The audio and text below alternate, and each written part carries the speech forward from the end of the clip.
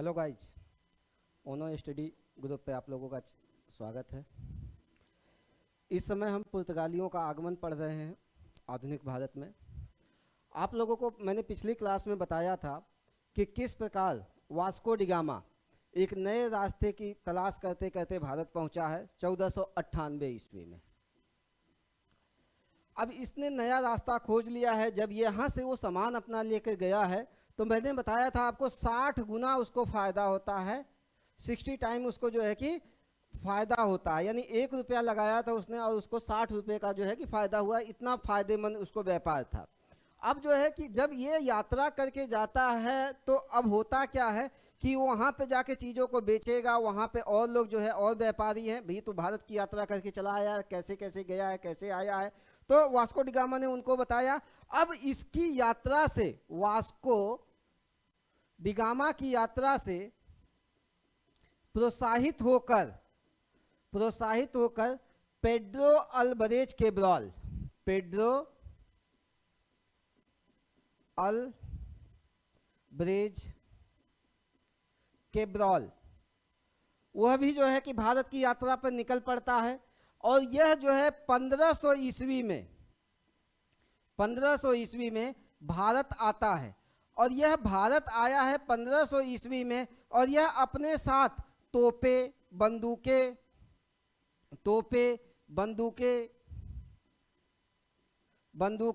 गोला बारूद यह सब भी अपने साथ लेकर आया है, क्योंकि यह जानता था कि ये जो अरब के व्यापारी हैं वह जो है कि हमें रास्ते में तंग करेंगे। वास्को डी गामा को भी इन्होंने तंग किया था, लेकिन उस विरोध को दबा के वास्को डी गामा जो है कि वापस चला गया। यह बात जो है इसने वहाँ पर जाके बताई थी कि भाई देखो, जो अरब के व्यापारी हैं वह हमें बर्दाश्त नहीं कर रहे हैं। उन्होंने, आपको मैंने बताया था कि उन्होंने जो है कि क्या है, इस वाले व्यापार में जो पहले के जो 3 पुराने रास्ते थे उसमें से एक रास्ते पे जो है कि इन लोगों ने क्या किया था कि उस लाभ में, उस व्यापार के लाभ में इनको हिस्सा देना मना कर दिया था। अब हुआ क्या कि पेड्रो अल्बरेज केब्रॉल इस चीज को जानता था, तो वह अपने साथ कहता भैया मैं तो तोप भी लेके जाऊंगा, बंदूक भी लेके जाऊंगा, गोला बारूद भी लेके जाऊंगा, देखता हूं कैसे जो है कि अरब व्यापारी जो है कि मेरा रास्ता रोकते हैं। अब वह आता है यहाँ पर और जो है कि जब अरब व्यापारी इसको तंग करते हैं अरब सागर में, तो क्या होता है कि वह उनका सफाया कर देता है। और इस प्रकार से भारत में पहली बार ये जो गोले बारूद हैं, गोला बारूद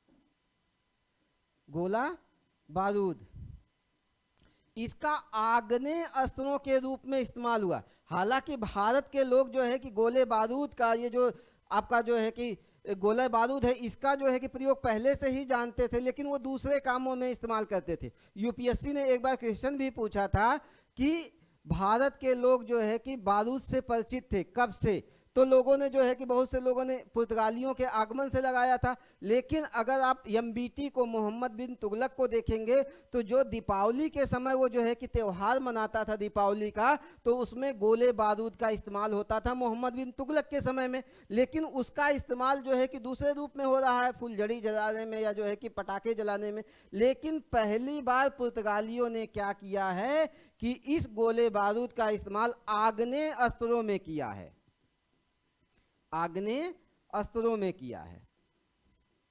यह आपसे पूछा जा सकता है कि पहली बार आग्नेय अस्त्रों के रूप में गोले बारूद का प्रयोग किसने किया है, तो पुर्तगालियों ने किया है। और भारत जो है कि गोले बारूद से परिचित था तो 13वीं शताब्दी से ही परिचित है, 14वीं शताब्दी से ही परिचित है। तो इसको आप लोग देख लीजिएगा। बाद में जो है कि बाबर को भी आप देखते हैं, जब पानीपत का युद्ध लड़ता है तो उस समय भी जो है कि इन चीजों का वह इस्तेमाल करता है। तो ये हो गया पेड्रो अल्बरेज केब्रॉल, ठीक है। पेड्रो अल्बरेज केब्रॉल जो वास्को डी गामा के बाद में आया था। फिर वास्को डी गामा फिर से आता है भारत 1502 ईस्वी में।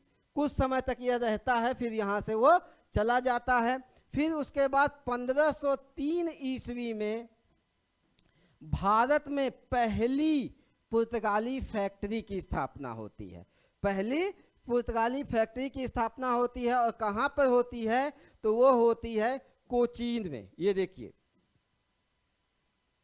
कोचीन में 1503 ईस्वी में सबसे पहली पुर्तगाली फैक्ट्री की स्थापना हुई है। कहां पर? कोचीन में। और 1505 ईस्वी में कन्नानौर में दूसरी पुर्तगाली फैक्ट्री की स्थापना हुई।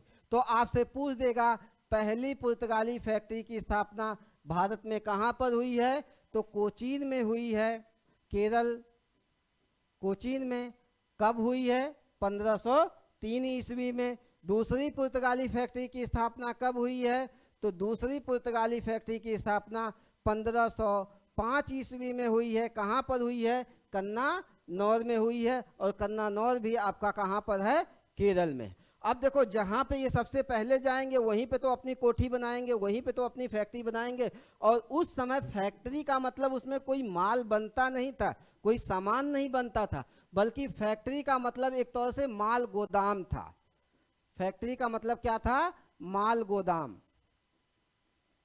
गोदाम।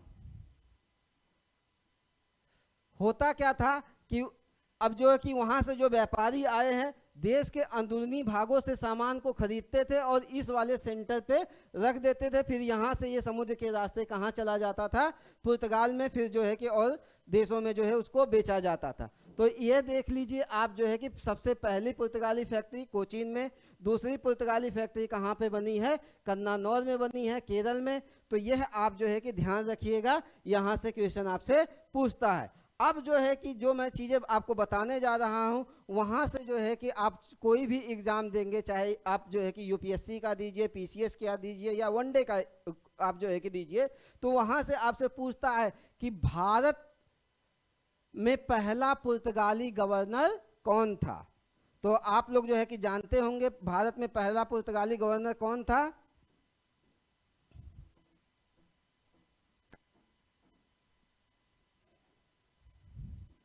Francisco de Almeida.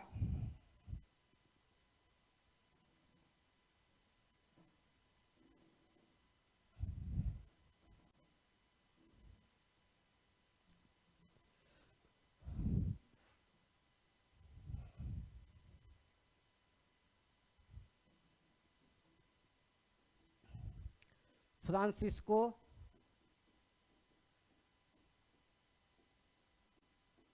De Almeida. ये 1505 ईस्वी से 1509 ईस्वी तक भारत में पुर्तगाली गवर्नर रहा। अब देखो ये लोग जैसे वास्को डी गामा हो गया, पेड्रो अल्वारेज कैब्रल हो गए, और भी जो लोग आए हैं, यह लोग क्या है? व्यापारी के रूप में आए थे। लेकिन अब सरकार क्या कर रही है? जो पुर्तगाल की सरकार है, अब वहां से अपना प्रतिनिधि यानी गवर्नर बना के लोगों को भेज रही है कि जाओ यहाँ के व्यापार को आप क्या करो?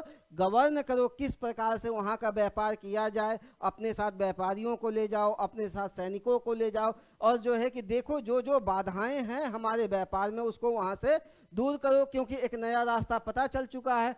तो फ्रांसिस्को डी अल्मीडा को पहला पुर्तगाली गवर्नर बना के भेजा गया, पहला पुर्तगाली गवर्नर बना के भेजा गया। अब ये भारत आता है, तो भारत आकर ये क्या करता है कि जो जो बाधाएं थी उनको दूर करने का प्रयास करता है। और यह जो पुर्तगाली गवर्नर है फ्रांसिस्को डी अल्मीडा, इसको नीले पानी की नीति के लिए भी जाना जाता है।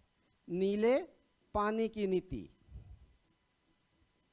नीति, policy of blue water, policy of blue water. अब ये पॉलिसी ऑफ ब्लू वाटर क्या था? आप जानते हैं समुद्र का पानी नीला होता है, और यहाँ पे जो बाधाएं आएंगी उसको दूर करने के लिए क्या है? इसने पॉलिसी ऑफ ब्लू वाटर अपनाया। यानी जो व्यापारी थे, जो और लोग थे जो इनको तंग करते थे, उनको जो है कि समाप्त किया गया। इसको जो है कि पॉलिसी ऑफ ब्लू वाटर कहते हैं। और एक सबसे बड़ा काम जो इसने किया फ्रांसिस्को डी अल्मीडा ने, उसने क्या किया कि तुर्की है जिसने एक रास्ता रोका था, दूसरा मिस्र है, इसने भी रास्ता रोकने में जो है सहायता की थी, तीसरा गुजरात का शासक है इसकी जो सेना है, इन तीनों की जो है कि संयुक्त सेना को हराया है। तुर्की, मिस्र और गुजरात की संयुक्त सेना को सबसे पहले किसने हराया है? फ्रांसिस्को डी अल्मीडा ने। यानी आए थे व्यापार करने और रास्ते में जो भी बाधा जो है उत्पन्न हो रही है उसको ये क्या कर रहे हैं, धीरे धीरे समाप्त कर रहे हैं। देख रहे हैं तीन तीन जो है सेनाओं को जो है कि पुर्तगाल की एक जो है कि जो यहाँ से बहुत दूर है वो लोग जो है आके क्या करते हैं, हरा देते हैं। फिर इसके बाद ये तो फ्रांसिस्को डी अल्मीडा हो गया। यहाँ से जो क्वेश्चन पूछेगा यही पूछेगा, भारत का पहला पुर्तगाली गवर्नर फ्रांसिस्को डी अल्मीडा। नीले पानी की नीति के लिए कौन जाना जाता है? तो फ्रांसिस्को डी अल्मीडा। तुर्की, मिस्र और गुजरात की संयुक्त सेना को किसने हराया? तो फ्रांसिस्को डी अल्मीडा। छोटा सा पॉइंट है, आप लोग चाहे इसको लिख लिया करिए आप लोग।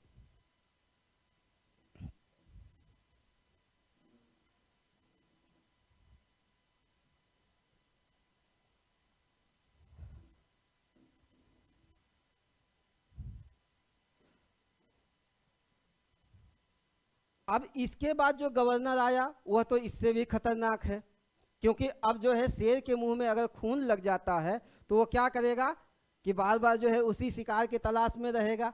तो पुर्तगालियों के मुंह में खून लग गया है। एक तो अरब व्यापारी को ये हरा दे रहे हैं, दूसरा आप देख रहे हैं गुजरात, मिस्र और तुर्की की सेना को हरा दे रहे हैं। और अब वो क्या करेंगे, इनके अंदर एक लालच बढ़ेगा कि क्या बोलते हैं कि अब हमें और भी चीजें करना चाहिए, इस व्यापार पे एकाधिकार कर लेना चाहिए।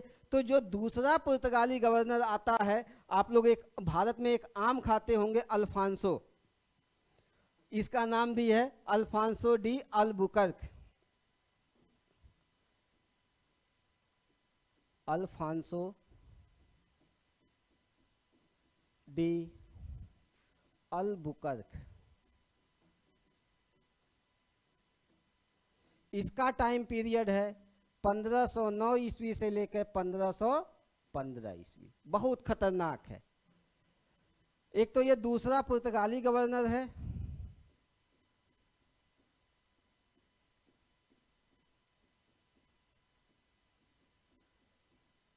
दूसरा पुर्तगाली गवर्नर क्रम के रूप में।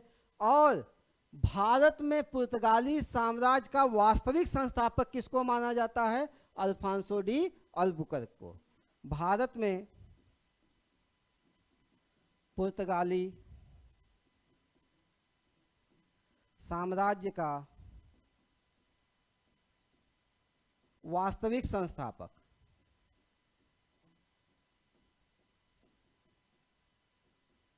कौन है? Alfonso de Albuquerque. यह जो अल्फांसो डी अल्बुकर्क है बहुत ही खतरनाक आदमी है।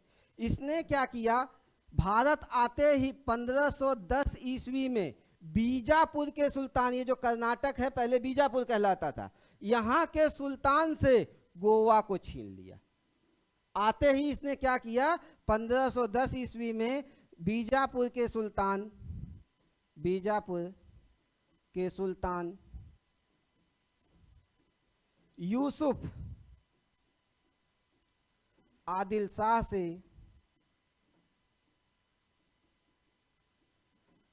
गोवा छीन लिया। और ये वही गोवा है जो बाद में चलकर 1530 ईस्वी से लेकर 1961 ईस्वी तक पुर्तगाली साम्राज्य की राजधानी रही। उसके पहले कौन थी? कोचीन थी, जो पहली फैक्ट्री बनी थी। तो बीजापुर के सुल्तान से ये क्या करता है, गोवा को छीन लेता है। फिर उसके बाद यह क्या करता है कि 1511 ईस्वी में इधर चला जाता है, मलक्का, जावा, सुमात्रा, इंडोनेशिया, मलक्का, इस पर यह अधिकार कर लेता है। 1511 ईस्वी में यह जावा, सुमात्रा, मलक्का पर यह अधिकार कर लेता है। कहाँ पे? मलक्का पे। यानी अब इनका साम्राज्य कहाँ तक?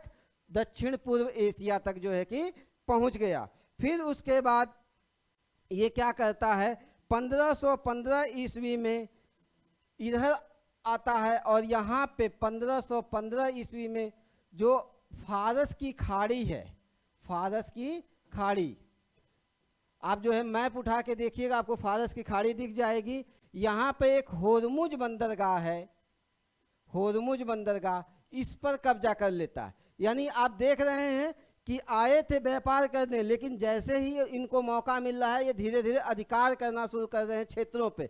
1510 ईस्वी में गोवा में, 1511 ईस्वी में मलक्का में, 1515 ईस्वी में होर्मुज बंदरगाह पे ये अधिकार कर लेते हैं, लेकिन ये अदन पे अधिकार नहीं कर पाता है। अब जो है अदन की खाड़ी देखेंगे, उस पे ये अधिकार नहीं कर पाता है। और जब ये अदन पे अधिकार नहीं कर पाता है तो इसका जो है कि इसको जो है सबसे बड़ा नुकसान जो होता है, क्योंकि अदन को जो है कि लाल सागर से होकर होने वाले व्यापार की कुंजी कहा जाता है। यानी लाल सागर से ये अभी भी व्यापार नहीं कर सकता था, क्योंकि इसने अदन पे अभी कब्जा नहीं किया था।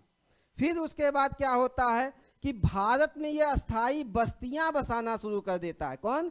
Alphonso de Albuquerque.